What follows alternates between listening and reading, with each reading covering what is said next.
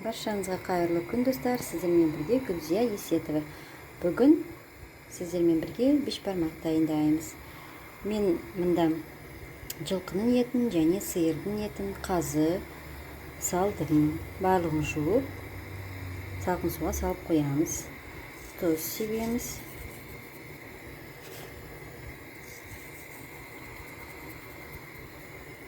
Видеоны соңына дейін қарап, лайк басып, комментарий жазуды ұмытпаңыздар. Менің каналыма тіркеліп кетіңіздер.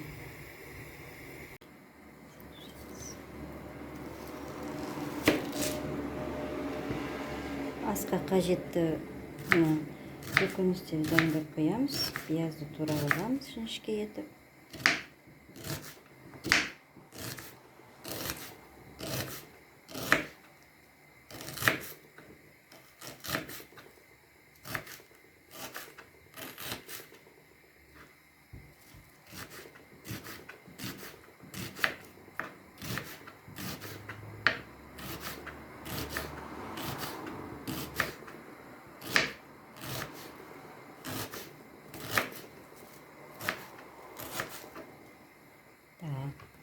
Piyazды тураландық.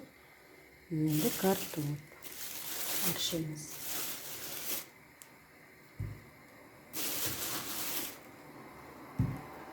Картоп аршимыз.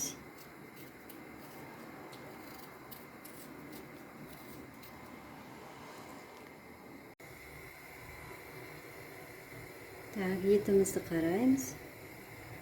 Міне осылай көбіктенеді. Осы көбіктерді алып тастаймыз.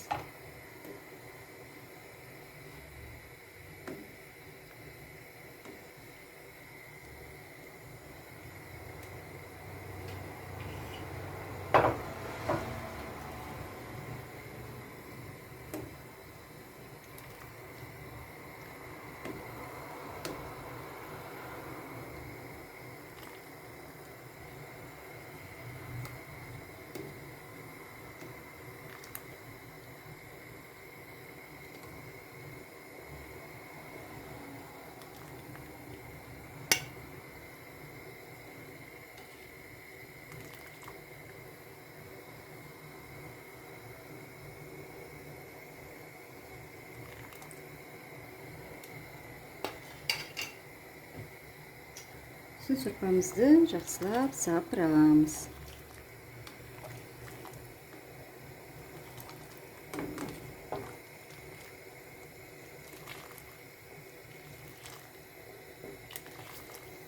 Енді қазір қатты шығып тұр газ. Қазір бетін алып тастадық, кішкене сапырамыз. Осылай жақсылап сорпамыз дәмді болу үшін сапырамыз. Содан кейін астын аздап басамыз. Орташа отқа қоямыз, осылай етіміз пісе береді. Көбіктеніп жатса, тағы да аламыз бетін.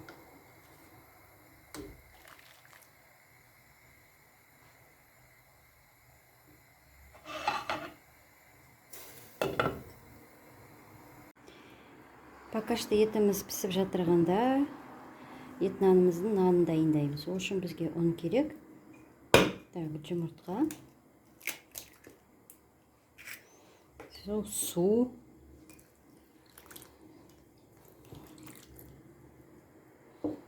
Тұз.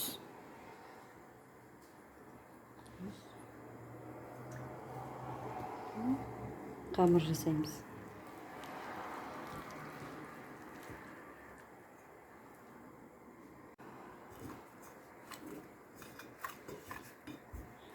Біздің қамырымыз дайын. Енді аздап кішкене тұру керек. Содан кейін жақсылап елейміз. Енді нанды елейміз. Кішкене иегін қандырып істеп аламыз.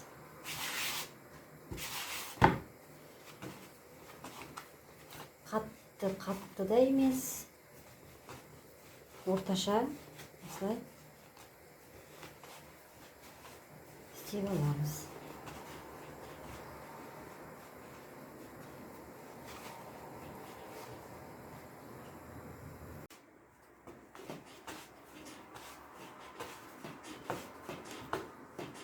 Міне.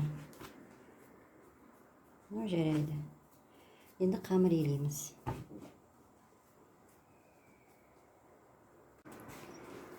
Қамырымыз дайын, енді қамыр елейміз.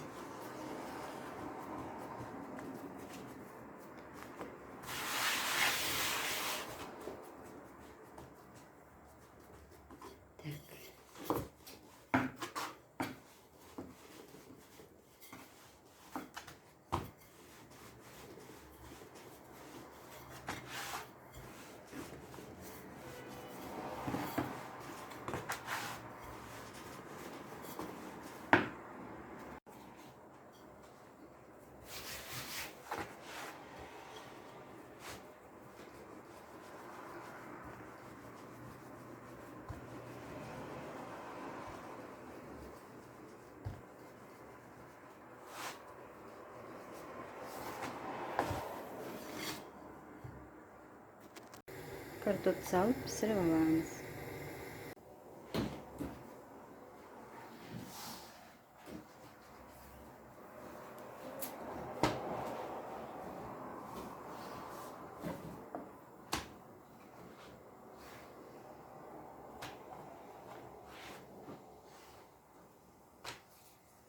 Осылай кесіп аламыз қамырды.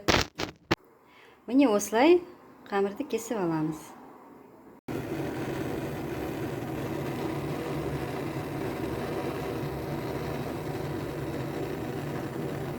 Осылай биязды ет нанның сорпасына пісіріп аламыз. Үстіне бұрыш сеуіп, осылай пісіріп аламыз.